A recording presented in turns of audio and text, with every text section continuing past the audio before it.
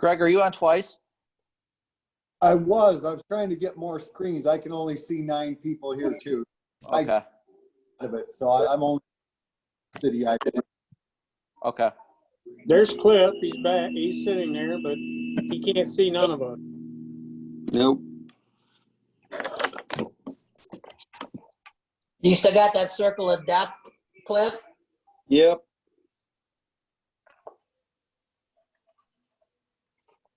I got I'm Greg pushing the 3 times. I don't know if this has anything to do with it, Mike, but Apple put out an update for the iPads over the weekend. Oh, they could have. You're right. So Right. that could be That because what's I going remember on. when we had that issue a couple of weeks ago when we had to update everything.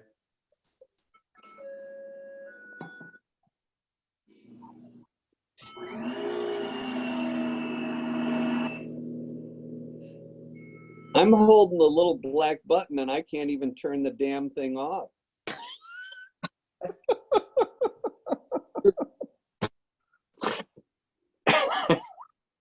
Press Is and there hold another- the button. Press and hold the button on the side to power it down. Yeah. On the side, Opposite the volume buttons. Yeah. Yeah. Top left, right? Should be. On the side. Top right. Those videos gone. Yep. Keep going.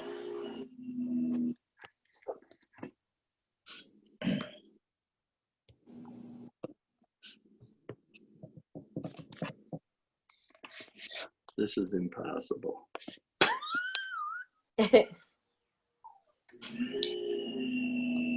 Why to power up? Goodbye.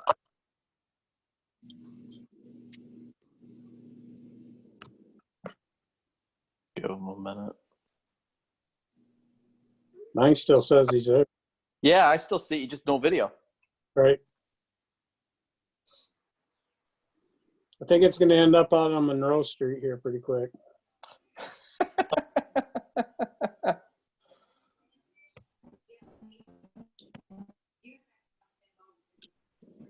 Greg disappeared now on my screen. Up Nope, there. he's back. Yep.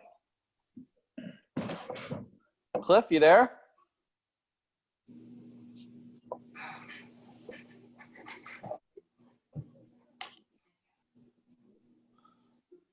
Well, we know this works because we've done it twice before, maybe 3 times already. Yeah.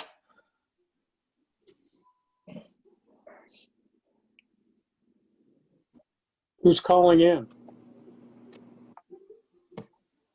No one right now. Yeah, there was dialing in on the bottom. I seen it. Yeah, I got a phone. 0322 number 8688. That's I think that's Steve Donkerslip. Okay.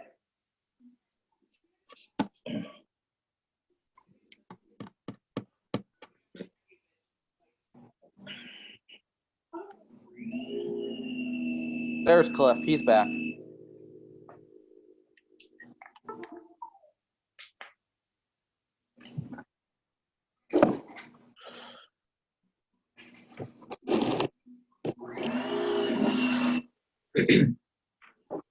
He's got his audio off.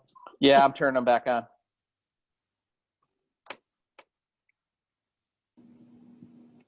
Now it looks normal.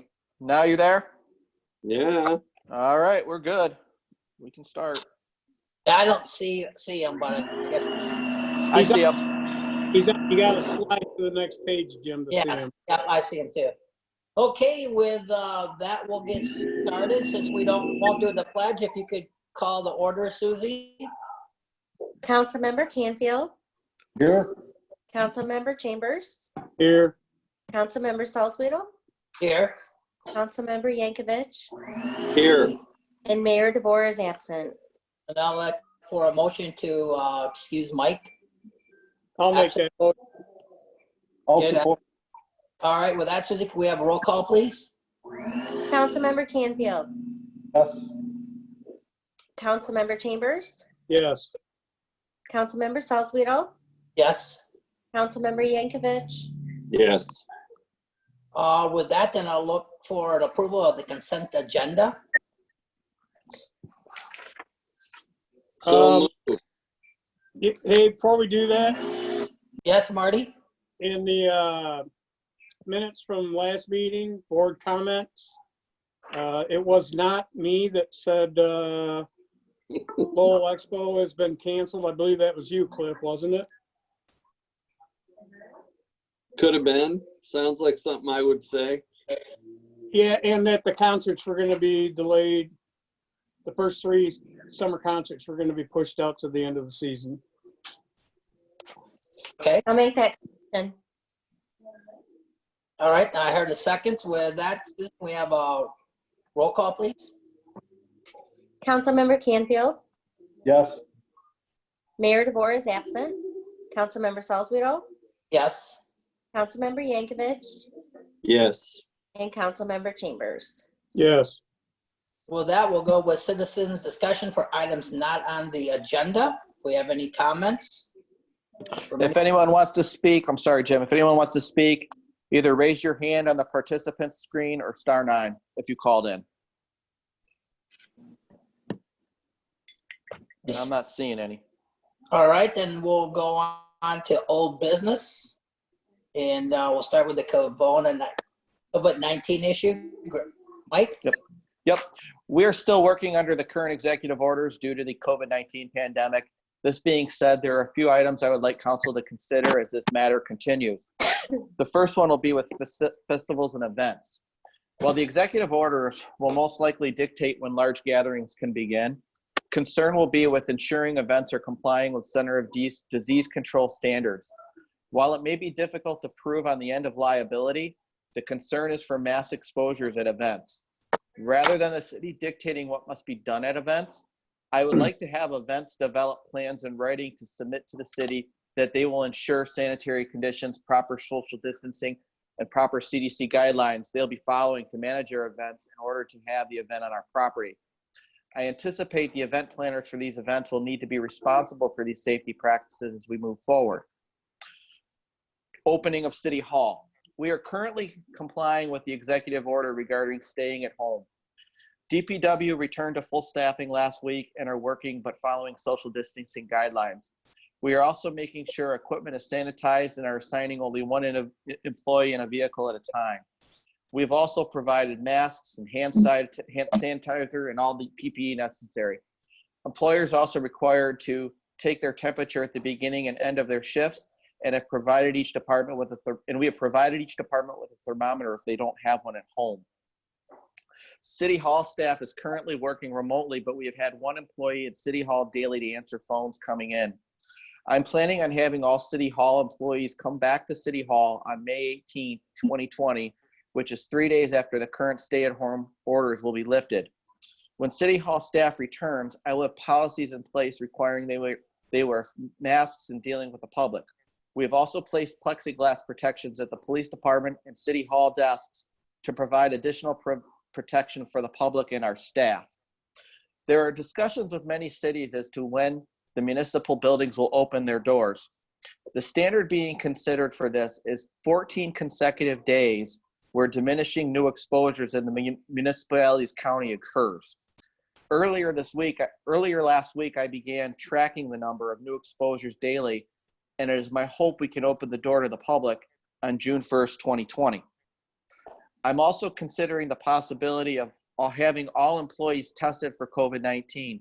There are some logistical issues with this, but I'm still researching this matter.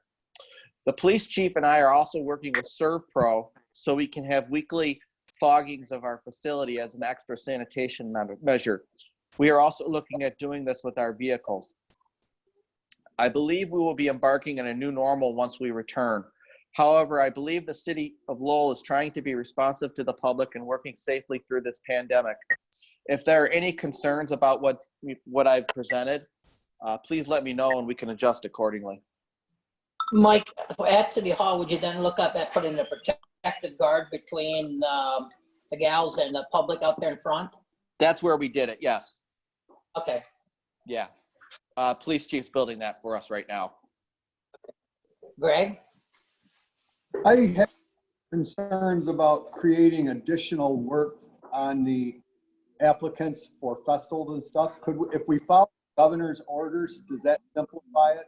I don't want to make light of it, but it's already, we're so permit heavy and all the applicants that follow guidelines. I guess you could. My only concern is how, I mean, reason I put it in their hands is I didn't want the city to be the bad guy and dictate to people what they were going to do. So that's why I wanted to put it in their hands.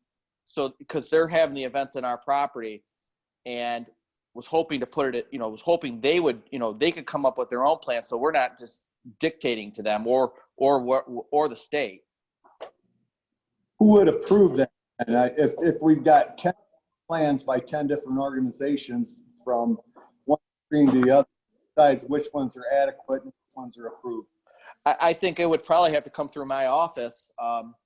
That being said, I mean, if they're following basic CDC orders and in compliance with the state, I mean, I'm going to be looking at the CDC guidelines and the state's the state's orders as to whether we can, whether they can do it. I mean, if they require hand sanitizer and all that, I don't know what's going to come out about it. But I was just trying to make it so that the city wasn't going to be heavy-handed on it. Right, but if we're just following the guidelines and then we approve, they follow, say you have to follow the guidelines. I'm trying to. Okay. Marty, you had something? Yeah, I don't have a problem with it. I think them submitting, then we know they're following the CDC guidelines. There may be things that they missed, and Mike can say, well, you missed this and this is what you're gonna have. I don't think it's a burden. I just think it's just one more step of one more thing that a lot of people are learning to have to do. I don't think it's a burden on anybody to make sure that the event and the people that they're bringing stay safe. So I like that, the way you presented it to us, Mike. Well, I just want to make sure that we're not the expert on this, so we are going to have to take everybody else's advice, CDC or whatever, or the state, and meet those guidelines. I don't want us to become the expert. Exactly.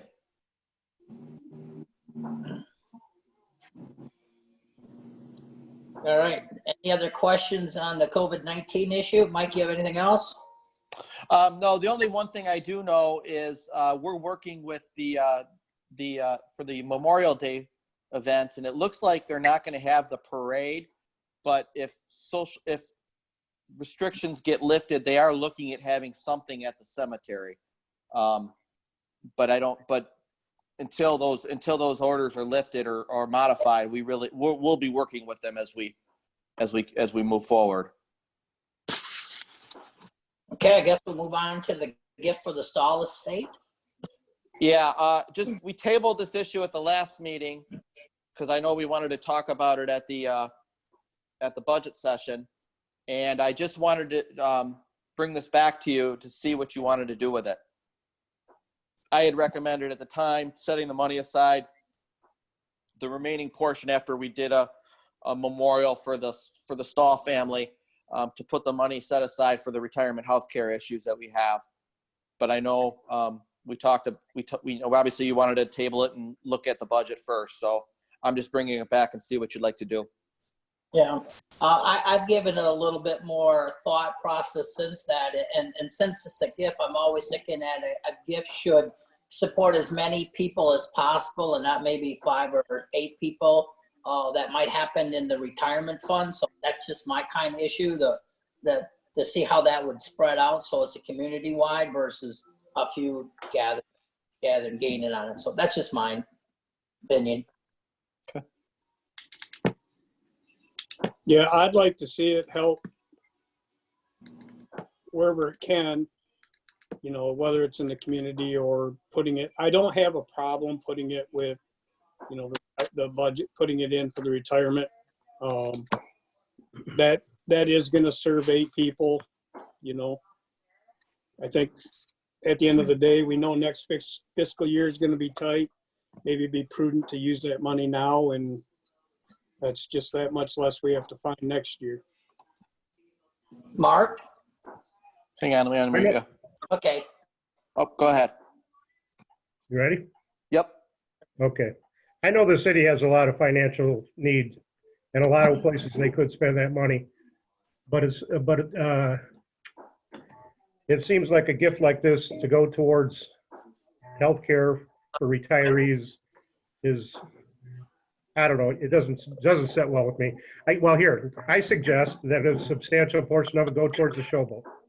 This would be an opportunity for the city to give some money to the showboat without it being tax dollars. And it would be an excellent way to honor the family and that estate. That's all I have to say about that, I guess. Thank you, Mark. Not a bad idea. All right, any more conversation on the solid state gift? Mark, That I guess, I got, oh, go ahead. Mark, were you aware that part of using their money is to buy a very nice bench to put in one of the parks and acknowledge their gift to the city so that there is something lasting and visible that acknowledges what they're doing for the city? Yes, Cliff, I did. I watched the minutes from the last meeting and I was Okay. aware of that. I just think that that size of an estate, bench is kind of a drop in the bucket, and to just use it on what is more or less a general fund expense doesn't, you could do a better job of honoring the estate, I guess is the way I'm looking at it.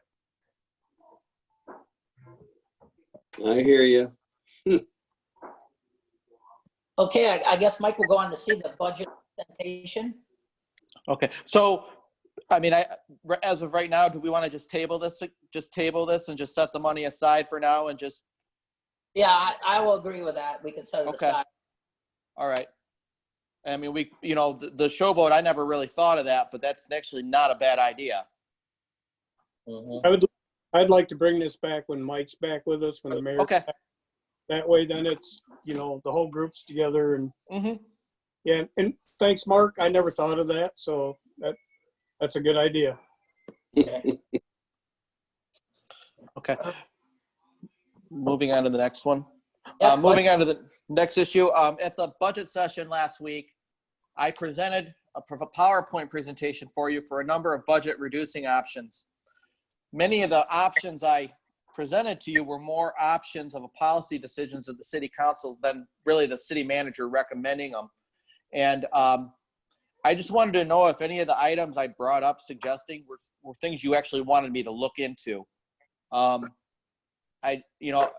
know at the end, gathered like we felt that the finances were, even though we don't exactly know where they were, we had them, from what I gathered since from the council, we felt that we had them pretty well handled at this time, but we don't know where this is going. One of the things that you're seeing right now is that there's a number of communities that are already making layoffs,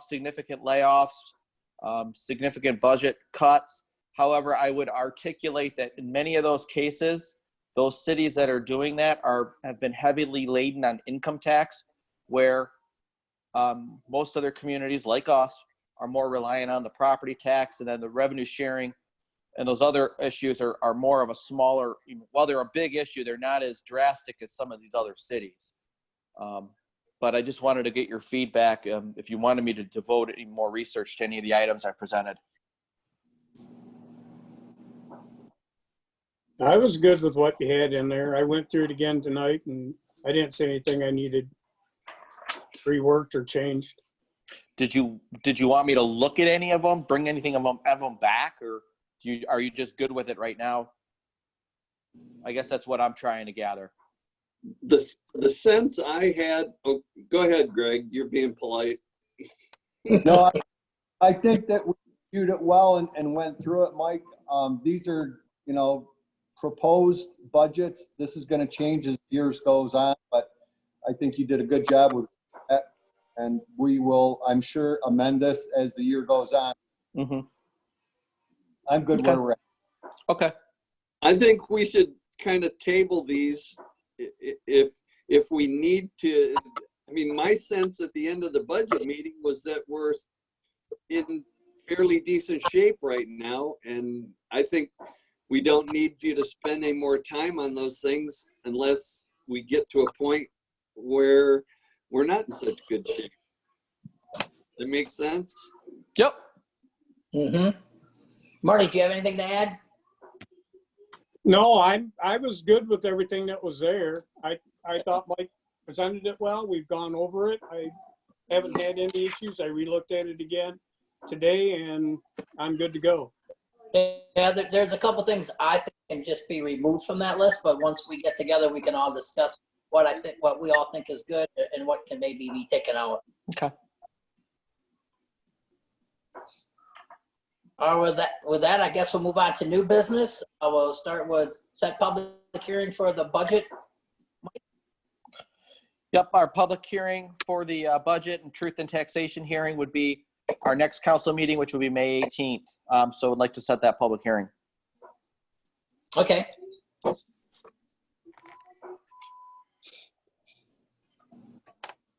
I guess we're going to go on to 2020 with the Crackville project award, and that's you, Dan. Good evening, everyone. Maintenance of our pavements, our streets and parking lots is important to extend the useful life. As asphalt ages, it cracks, and cracks allow water to penetrate. And once the water gets below the pavement, potholes and pavement deterioration takes off. So we're looking at sealing cracks to deter the water from entering, utilizing a rubberized asphalt material over the crack and to fill and seal the potential voids. While that leaves a black stripe of material on the pavement that's not the most visually appealing, it is effective for what we want to do. That was one of the directives I was given when I was first hired back in August, and we're finally getting to that point. So we created some bid documents, sent it out to 5 companies that perform this type of work in the West Michigan area. And then we also listed it on the Builders Exchange in Grand Rapids and on the city website. The work areas that we were looking at for this year include Bowes Road, E Drive, Foreman Street. 2 of those are in pretty good shape to begin with. We want to keep them that way. G has some issues in about mid-block on there, but I think we can get those sealed up best of our ability. And then there are 5 parking lots in the downtown area. We opened the bids and only received 1 bid from a company called Wolverine Steel Coating from Jackson, Michigan. Their bid was $15,770. I talked to the contractor and went over the project, and this company, this is what they specialize in, are parking lots in small communities. I believe they're over in just west of Lansing, working currently, or have a project coming up over there. They currently have several sealing projects like this, and confident they can complete our project by July 1st. Of course, that is weather permitting. So it's my recommendation that we approve their bid for a cost of $15,770. Okay, I'll look for a motion to approve the 2020 HMA crack filling project award. I'll make that motion that we approve the crack filling project. I'll second. Okay, any questions on that? I see no questions. I guess Susie will look for a roll call. Councilmember Salzweedl, Yes. Councilmember Yankovic, Yes. Councilmember Chambers, Yes. Councilmember Canfield, Yes. and Mayor DeVore is absent. Okay, Dan, you're up again. Sanitary sewer repair in the alley. You're muted, Dan. Sorry about that.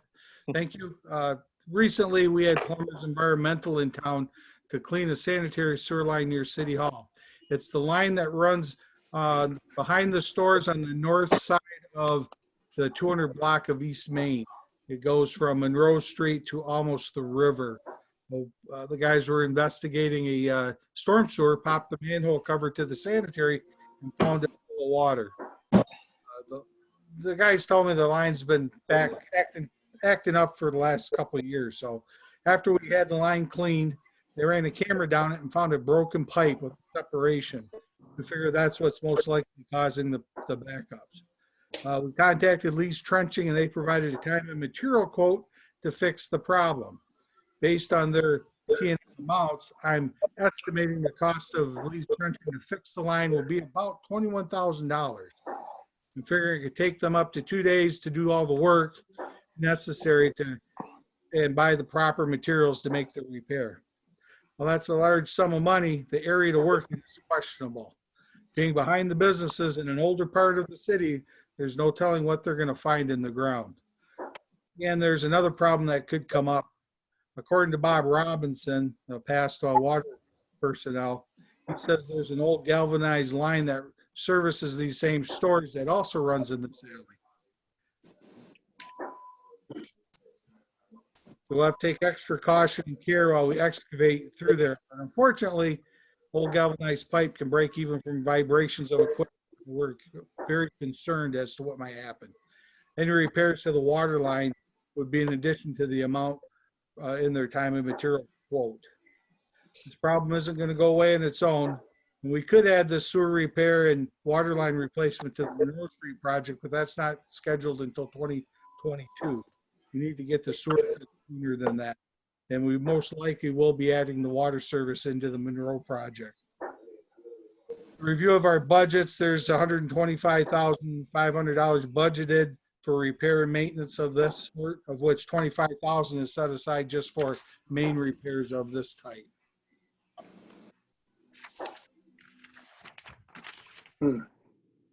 So with that said, we're gonna eat pretty much our allotment on this one, right, Dan? That's correct. But we figured with the state still having us all in the shutdown mode, now might be the time to get it fixed before Sneakers, Flat River Grill, Fans in the Stands, and the rest in that area open back up full time and we have more people down there. Currently, I believe Gary's Country Meat, Sneakers is part-time, the beer store, and I believe Flat River Grill now is open part-time. They're the ones that are open through there. This would affect their back entrances to their businesses. Of course, we'll work with them to make sure that they're aware prior to this happening so they can plan accordingly. Lee's Trenching is the same company we use to help us fix our water main break, if you remember, by the Speedway station at 121 and West Street. And they've done quite a few other projects for us around town. They do really good work and we're pretty pleased with what they do. So it'd be my recommendation that we approve the quote and have Lee's Trenching come in and fix that sanitary sewer. Can I ask a question? Yes, sir. Let's play worst case scenario. You said maybe vibrations can screw up the water line. Suppose that happened, how much are we looking at to replace a water line in that? Well, we're hoping if something like that were to happen, we can fix it with a repair clamp, which is what we typically do for service line repairs such as that. I don't know. It's a crapshoot to figure out what's out there. The story I was told is somebody pushed a probe rod through the galvanized line a couple of years back, and that's how they found the condition. So hopefully that was only a one location. But again, my experience when you're dealing with the downtown, you never know what you're going to find with useful fill material back in those areas. Right. Any insight for us, Greg? Yes, I have worked with Trenching quite a bit. They are a good company and they just have a can-do. They come in and get it done. They don't stick you with extras. If we have a problem with that galvanized line, it isn't going to be a significant repair. Wherever it breaks, you cut it out and put a couple dry couplings on it, and maybe it's $500 or $1,000. Oh, okay. We're not going to replace it. We're just going to repair whatever breaks. But these guys are good, very careful, and I fully support. So Greg, the chances of where that would break is where they have the opening for the sewer. Is that what we're saying?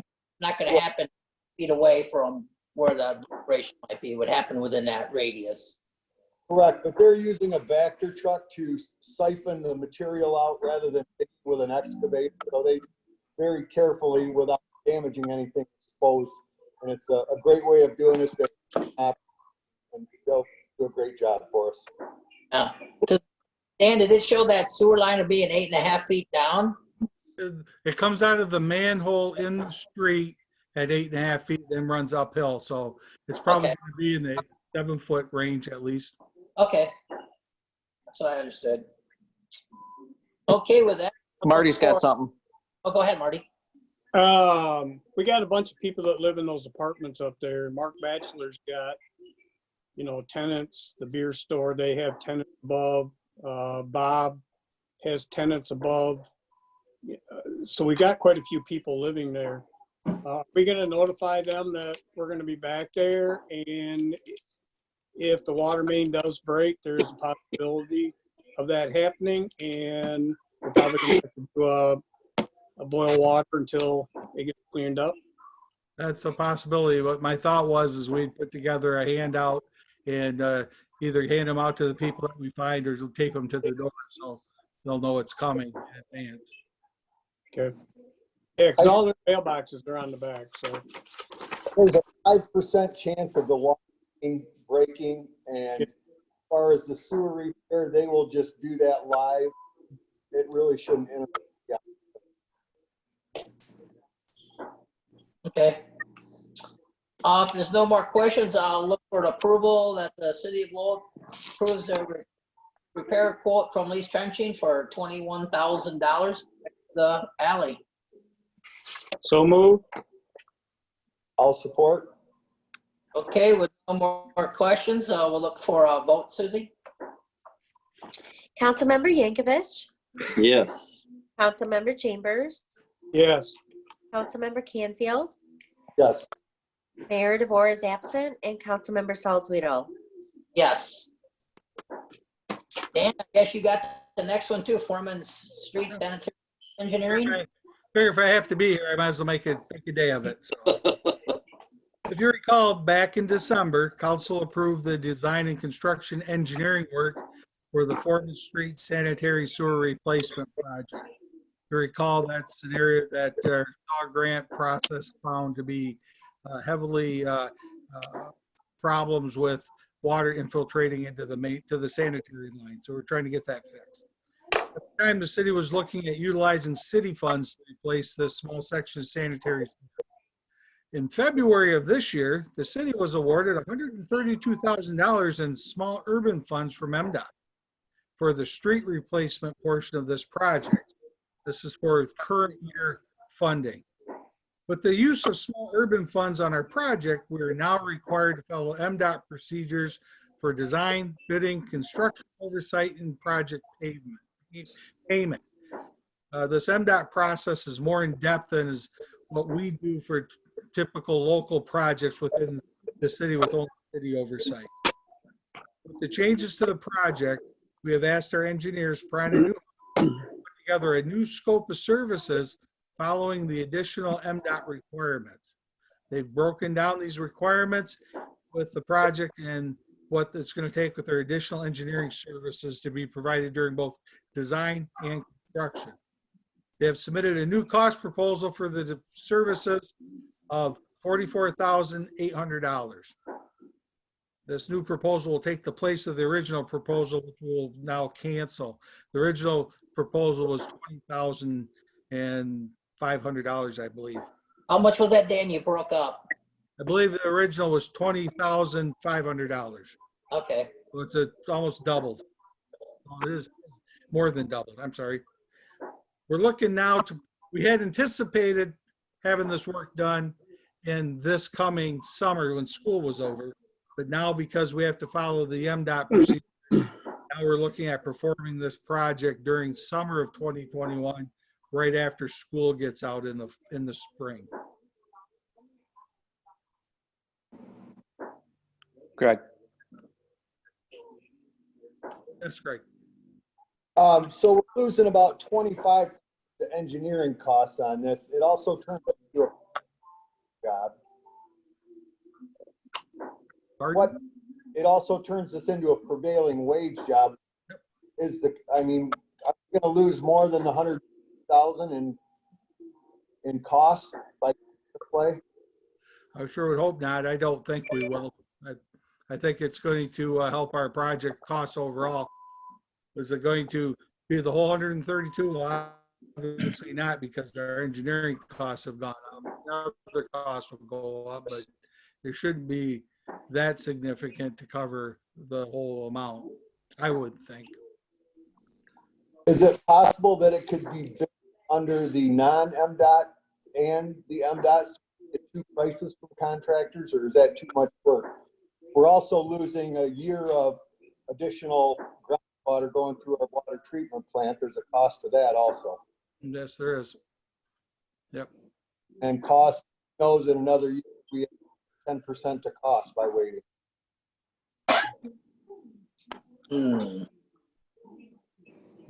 Yep, there is a cost when you use other people's money, that's for sure. It's gonna take our time too but even now, we could still try to get it done yet this year without using those funds, but then all the cost is completely the city's.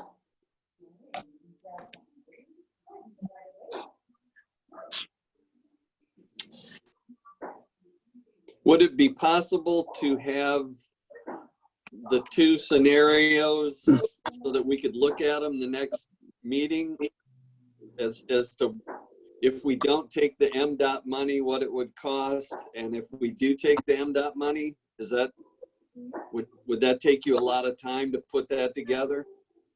Well, it's gonna take us a couple weeks to do that. Next meeting's in 2 weeks. One of the issues that we have right currently is, in order to go through the process, we have to have our project, I think it's 60% design work into MDOT by June 6th.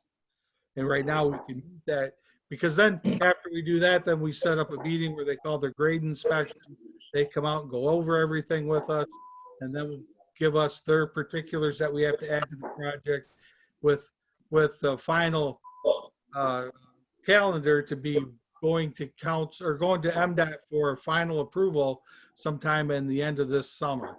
And that would gets us into the bid process of MDOT so that we can get a bid outcome later in the fall, early winter for construction next year. So if we wait 2 more weeks, then we could be that much more behind, unless Peyton wants to address that, if he thinks 2 weeks is going to make a difference in the design portion of it. Greg, go ahead. Dan, didn't we have an estimated cost for this project ready? Yes, we did, and I believe the estimated, I want to say it was $350. That sounds right. I don't have the original. Yes, they do. Hang on. The original estimate that we were looking at.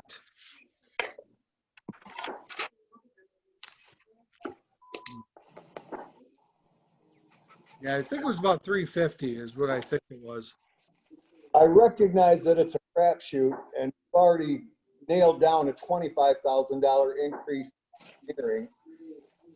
The chances of this costing less than 100,000 upgrades, I feel, with my construction, I think this will turn into a $500,000 project, MDOT standards and all additional, and then cost of another year of groundwater was 1,000 gallons a month. I think we were picking big number, but I question.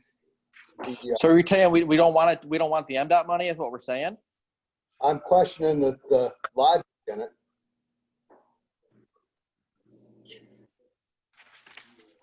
If the cost is then at 500 instead of 350, we lost 50 grand. Mm-hmm. Maybe Peyton in this business give us an idea his on this. You're unmuted, Peyton. Yeah, I think Brian might be able to help me out too a little bit, but you guys all hear me all right? Mm-hmm. Brian, you're unmuted. Yeah, but sometimes those MDOT jobs do come with higher prices. Yeah, typically we would see around usually with prevailing wages, about a 10% increase in the labor cost for the project. And then unfortunately, because of the MDOT process, that's what makes our end so difficult, because they treat a $300,000 job the same way they treat a $3 million job. So all the process of the NEPA process, the environmental reviews, the SHPO, which is State Historic Preservation Office, all that stuff you run through, whether, like I say, whether it's 300,000 or 3 million. So that's the part that's discomforting with those kind of projects, with the local agency projects. It's a lot of admin time that we spend on because of the Fed and the state money. Like I said, on the contractor end, I'd expect around a 10% increase in labor costs. And that should be close to the limit of it. I don't think we'll see a large increase in other things. The contractor has a little bit additional, maybe traffic control requirements that they're going to have, but they have to follow Michigan Manual of Uniform Traffic Control Devices, regardless of whether it's MDOT or local. So I wouldn't expect to see much more than a labor change for the contractor.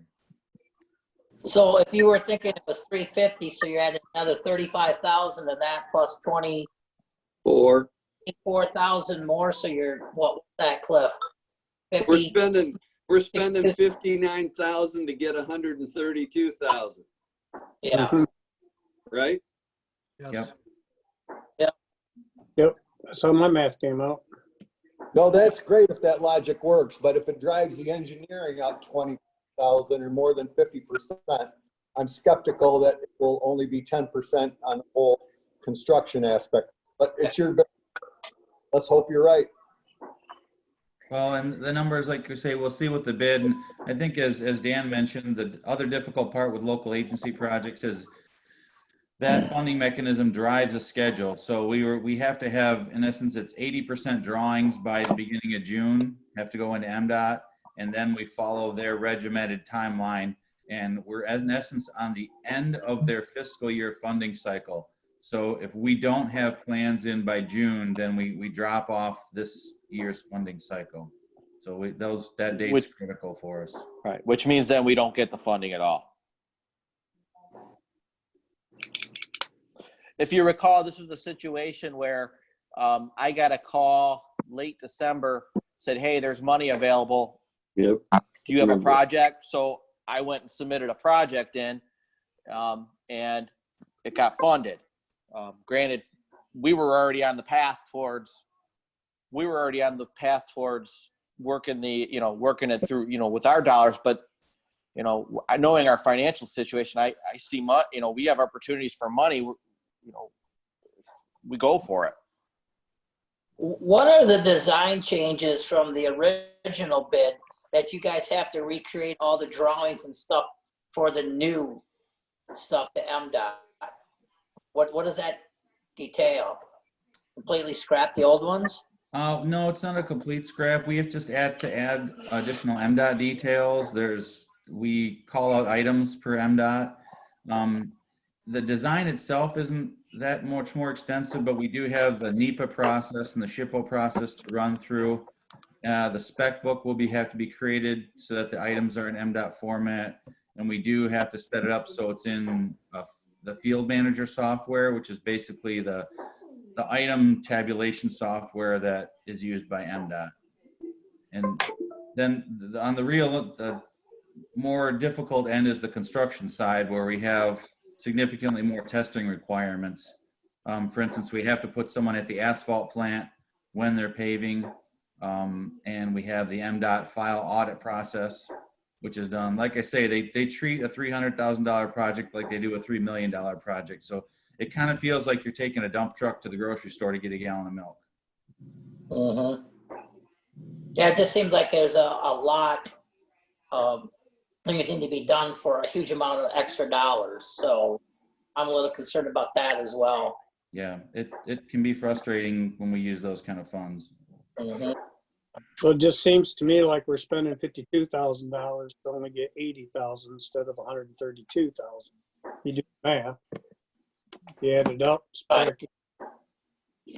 guess it's 80 grand we didn't have, but I'm with Greg. Yeah. It's not a bad investment if I gave you 52, Marty, and you gave me 132 within 2 months, but again, it is quite a bit. Yep. What are the And costs? if we do nothing, what does it cost us? I mean, if we don't do anything besides the water, 1,000 gallons of water. Are you saying, Greg? Yeah, Brian is Mr. Vandermeulen. What's the cost for that volume of water for a year going to the water treatment plant? That's a hard question to answer. Off the top of my head, for sure. Part of it is we're contract operating, so it's kind of we get 2 million gallons in today, and the river goes down, and we get 1 million gallons in tomorrow, hypothetically. It's a hard question to answer. It really doesn't change the cost a lot. You're there, you're running. So that's not a factor, really, then? Not really. Okay, thank you. If it was, I thought we should throw that in the equation. Nope, absolutely.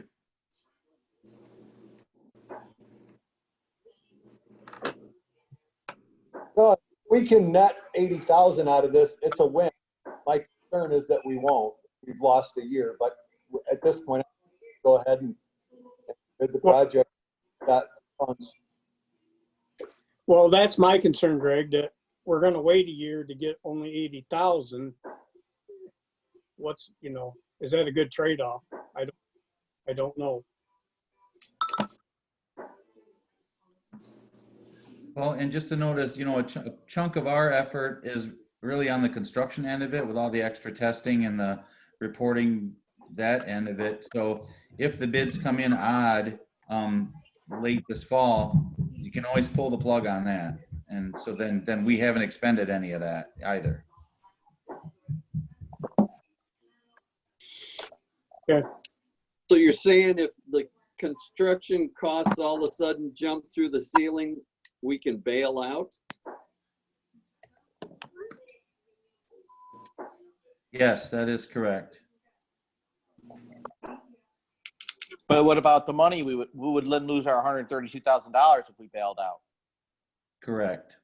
So in essence, the net gain or the net win that you would end up losing that. Right. Yeah, but I guess my point is that you can make that decision once the bids come in too and see what that difference is.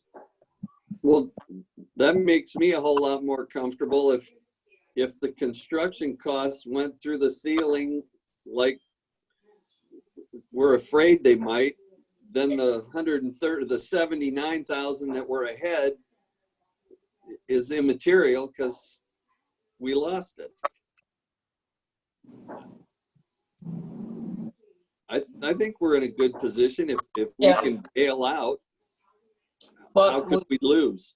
We're still gonna have to pay Pine and Newhoff for the services up to that point, correct, Brian?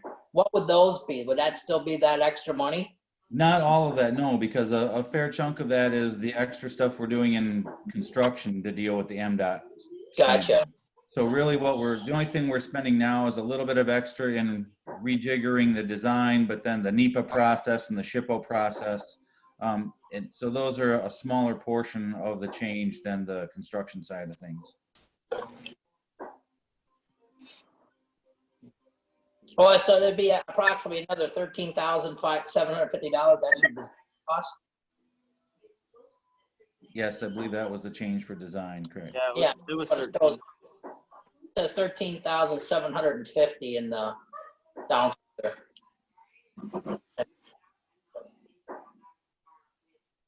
And what we're hopeful too is with a fall bidding for next summer construction, that's a good opportunity for some contractors to line up that work, which will hopefully lead to some favorable bid pricing.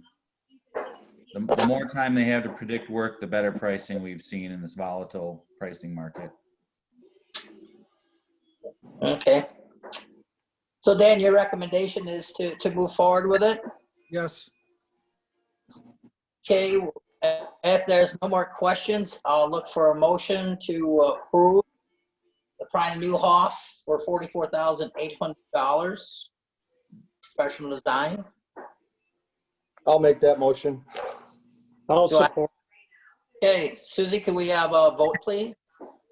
Councilmember Chambers, Yes. Councilmember Canfield, Yes. Mayor DeVore is absent, Councilmember Salzweedl, Yes.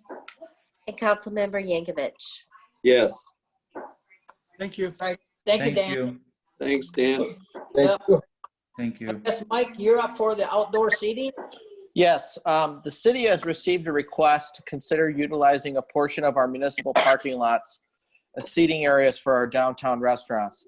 This is due to concern that once restaurants are allowed to open to patrons, they will not be able to fully utilize their current space, as social guidelines would most likely still be in place.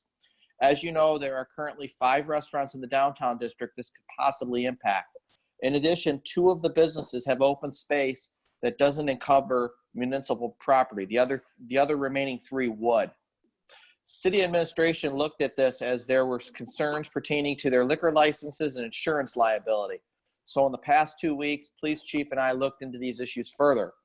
In regards to the liquor license, currently all of the restaurants have Class C liquor licenses. The police chief confirmed with the Liquor Control Commission, and the only thing they would need is an additional outdoor permit, which can be done by a call to LCC or an additional application.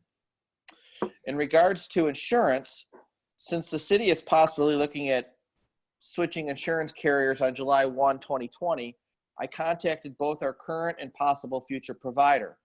Neither carrier had an issue with this, as both would require they provide insurance and list us as an additional insured and provide their proof of workers' compensation insurance. The insurance company also would want to make sure health standards of the Kent County Health Department are being met. The area of the parking lot they are operating in is in good condition, and there's appropriate lighting if they're operating in the area after sundown. The insurance company would also like to review the contracts written between the city and the restaurateur if drafted. The only other concern, well, there's another concern since I wrote this memo, but the only other concern is you might be taking parking away from another business that is not a restaurant. The only area I see this as a possible concern is behind Main Street Barbecue. There is an alley behind the business that could be utilized. However, I assume this is a communal lot between all the businesses, so they may have to use the parking lot. As for the lot behind Sneakers and Flat River Grill, this is owned by the city. There is an alley behind Larkin's in control of the city. However, I would assume they could utilize the area on their property for outside seating they currently have and not need additional space. However, that being said, we could work with Larkin's if they needed it. If the city council is interested in the city administration would develop an application for these businesses, or we could develop individual agreements with each applicant with the concerns and incorporate them into our agreements. The other thing is, we want to charge an application fee for the permit. I have spoke to one restaurant owner on this on multiple occasions in the last week, and they would be interested in participating. The city would need direction on how you want to proceed further. The one other issue I didn't mention in the memo that was brought to my attention by the city attorney was the potential liability if there was a COVID exposure. Currently, that is not something that can be insured because you can't get insurance to protect you from that as a business.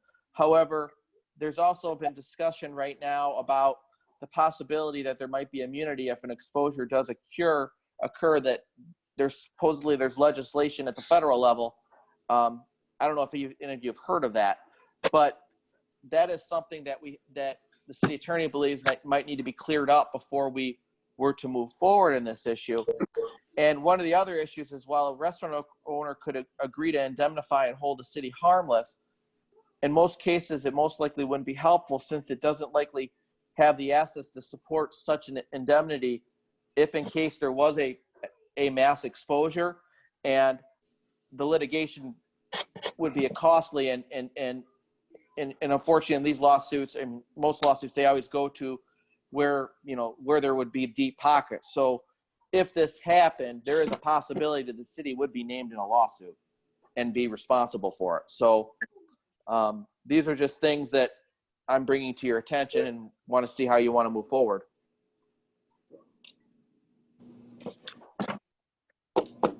Mike, Well- like behind sneakers as an example, I was imagining that would be one of them. How many tables are they even thinking that would go out in that back there? How many would you limit it? What are we looking at? We really haven't gotten into that level of detail yet. We were kind of thinking, I know Steve and I talked about that one in particular. We were kind of thinking how many, you probably want to have tables probably 6 feet apart from each other. And you probably want to utilize that whole alley. We haven't gone out and actually measured how many tables you could probably put back there. But that's kind of where we were thinking with that one. I got to think if you were going to use the parking lot behind the barbecue, you're probably looking anywhere between 4 to 8 spaces. Because like I said, there is like an alley behind it, but the city doesn't control that. So that would be something that all the owners of those properties would probably have to agree to. Marty, you got a question? Yeah, so I got looking a lot at the back of that since I brought it up. And 3 spots is basically the normal width of what most of the stores are. I understand that, they have to work with their neighbors to the left and to the right of them. And if their neighbors, I guess, don't have a problem, then, maybe 4 spots, but wasn't thinking the whole parking lot. The other thing is I like how our city attorney always finds something that we're going to get sued about every time we try to do something in a positive means. I don't That's what attorneys do. I know, but it's just, I've been waiting for that shoe to drop and now it dropped. I don't know, that's a crystal ball and these people can open here probably at the end of the month. So if we have to wait to decide what the state's gonna do, I think that's too long, then we've done no good. This is a way we can help, not charge a fee, and help get our city back up and running, because Light and Power's losing money. Everybody, it's a losing proposition for the city. There's no water going into these buildings, no electricity, no employees. It's my thought. Well, I just, so would you look at putting up a tent out there, Marty, for these things? No. Looking at only on sunny days, every rainy day, it's a lost opportunity. Right, but if you do like Gilmore, where, it's just fenced in. Whether, I understand that there could be a possible walk by, but you can have that inside the restaurant too. How do you not?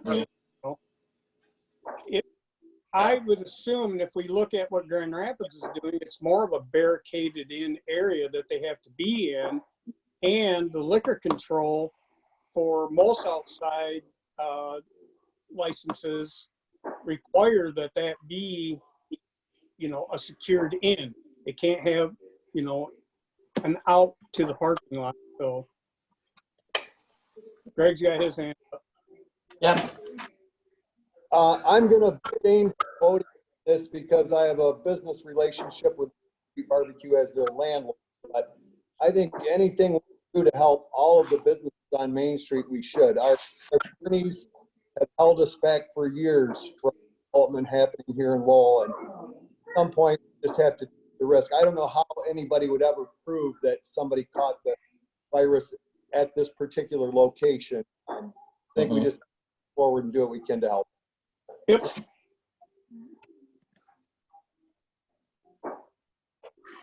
Cliff? What?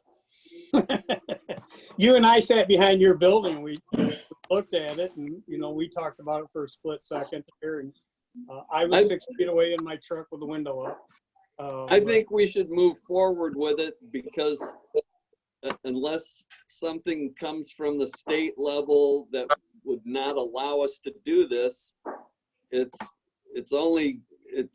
3 different restaurants, right? Because Larkins kind of has his own thing going.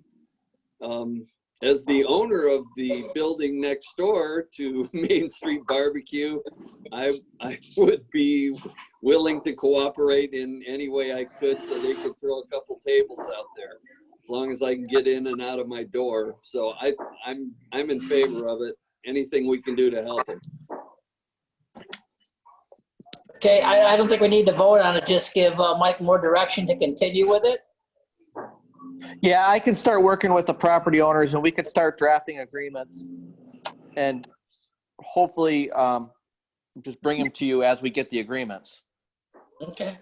And then Steve and I can work with the business owners as to what they want to do with their layouts. Okay. Sounds good. With that, I guess we'll go on to anybody have a board or commission report they need to report on? Will they all be canceled? Yeah, mine were.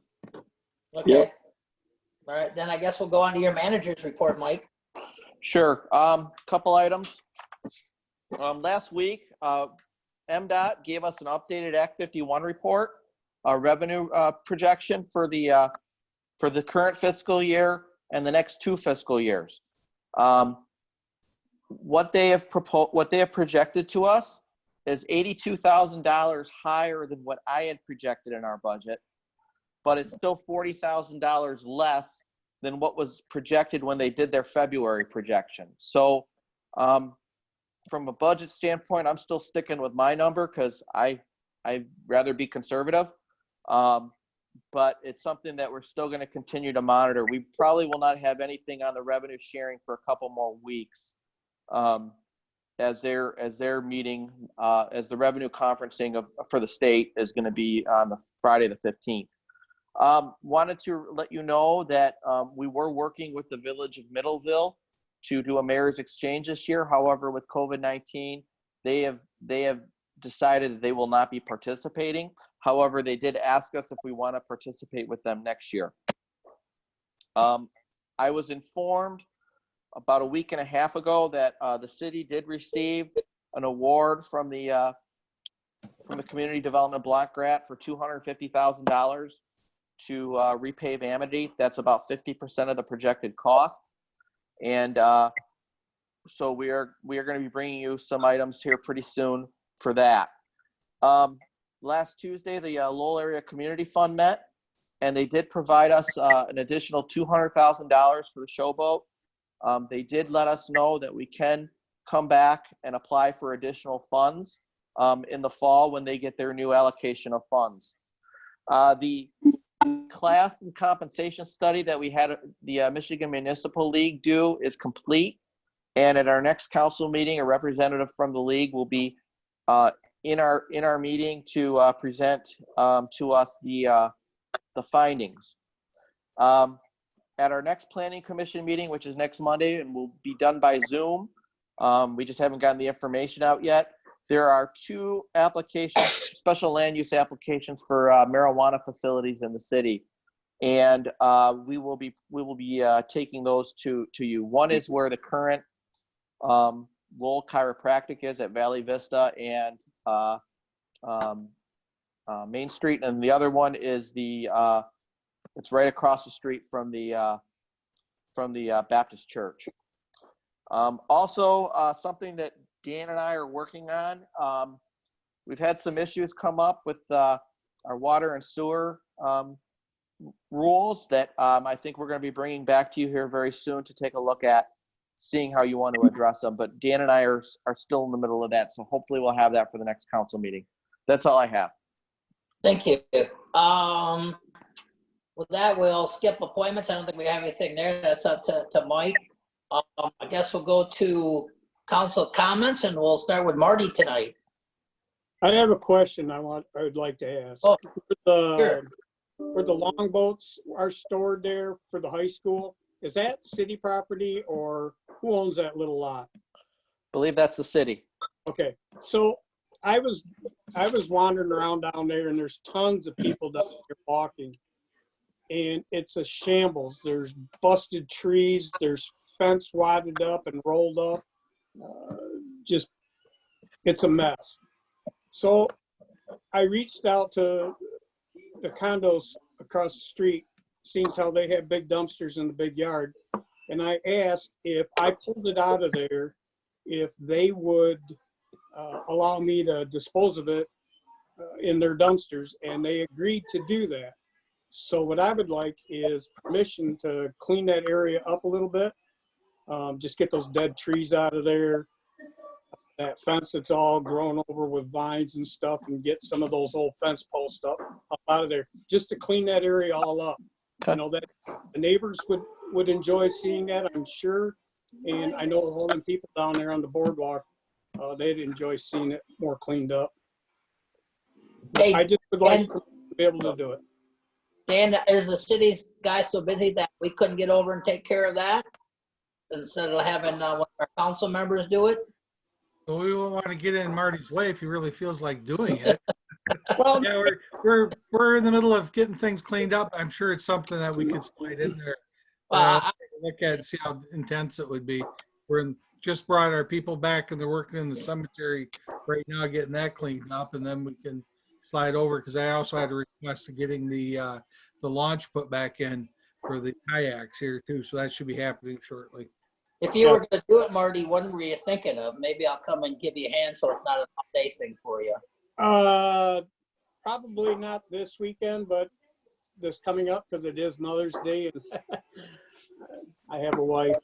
Probably the following weekend, like on a Saturday, just quickly clean it up out of there, get it pulled over into their yard. They said use their dumpster. They'll get Send me rid of it for us.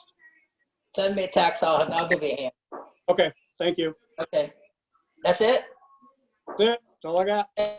Greg? Just encourage everyone to stay safe, wash your hands, wear your mask. You're disrespecting other people. Don't wear a mask. You're wearing it to protect, not you. Wear your mask, be safe, and we'll get through this. Good point, Greg. Cliff? Marty, if you end up having to do that, do it on a Sunday and I'll help you. Then Sunday it is. Okay. Is And I there an appreciate- ordinance against removing dumps on Sundays? I'll make approve sure. it. I'll approve Okay. it. I'm open on Saturday, so I can't help you on a Saturday. I'd be happy to help you. No, Sunday would work great. We'll do it Sunday afternoon. It'll be a lot of fun. We'll get it ripped out and get it done, and I think it'll be a good thing. All right, sounds good. With that, I have nothing, so I'll look for a motion to adjourn. I'll make that motion. Oh, I'll support. Nope. And since this is virtual, we'll have to do a roll call or vote on it, Susie? Okay. Mayor DeVore is absent. Councilmember Salzweedl, Yes? Councilmember Yankovic, Yes. Councilmember Chambers, yes. and Councilmember Canfield. All right. Everybody enjoy the week. Have a good night. Thanks. Thank you. Bye-bye.